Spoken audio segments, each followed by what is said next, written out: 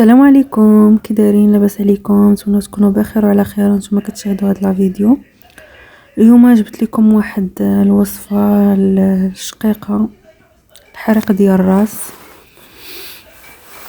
هاد الوصفه فعاله ومجربه تاع الناس زمان شحال هادي، وقلت نجربها حتى انا فيا ولقيت عليها نتيجه. قلت نشاركها معكم كاع الناس اللي مراد بالشقيقه كيجي محرق الراس بزاف. هذه الوصفه راه مجربه. عندنا هنايا القرعه السلاوي يابسه، والشعر ديال الجمل، والنجمه هذيك اللي كتشوفها طريفات الصغار، هذيك النجمه كتلقاها عند العطار. وهذاك الكاغيط الزرق، كاغيط الزرق ديال الشمع اللي كيكون ملفف به الشمع. هذه هي الوصفه، فيها 4 المكونات. كتشدي شويه شعر الجمل، ماشي كلشي غديري، غير شي شويه، ونجمه وحده. كتقطعي من هاد السلاوي، انا كندير منها غير الطرف صغيور، كتلفيه في شويه الكاغيط الزرق صافي. وغديري مجيمر تشعليه ولا هذا، وتبخري به وتخلي داك الريحه ديال هذا تبخري بها مزيان باش داك الدخان ديال هاد العشوب هذا يدخل لك مع نيفك مع.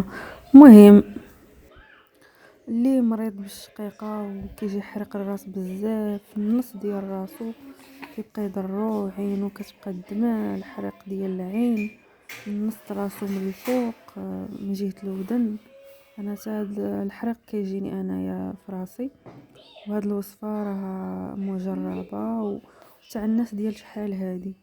كاع الوصفات ديال الناس زمان، كاع الوصفات ديالهم كتكون مزيانه، وكيكونوا الناس مجربينها، وكيكون كتعطي نتيجه. انا جربتها كيف ما كتشوفوا معايا. خديت طريف ديال هذيك النجمه، كتمشي عند العطار كتقول له عطيني النجمه، المهم سميتها نجمه. كتقسمي طريف منها، وديك السلاويه كتشوفوا معايا خديت طريف منها ماشي بزاف. الشعر حتى هو خديت غير شي شويه، غادي نلفو معاها، وقلت نجربها معاكم. انا مازال المهم لقيت عليها نتيجه، وقلت نجربها معاكم ونوريكم الطريقه كيفاش. طريف كتلفيه وكتحطيه في الجمر، وكتحني على داك الدخان يطلع معك مزيان مع نيفك، تشميه مزيان باش كيتحيد منك داك الحرق د الراس. وكاين وصفه عاوتاني واحده اخرى، القهوه اللي مطحونه، قهوه مطحونه، كديرها في المجمر هكا، ولا ديرها على البوطه هكا على المجمر تكون احسن. تشدي شويه القهوه كتلوحيها، كيبقى داك الدخان ديالها عاوتاني حتى هو تشميه، كيحيد حرق الراس مزيانه القهوه. وكاين حتى هاد الوصفه راه فعاله، كنتمنى تجربوها اللي كاع الناس مرض بالشقيقه. جربتها معكم ولقيت عليها نتيجه، قلت نشاركها معكم الناس اللي كيعانيوا من حرق الراس.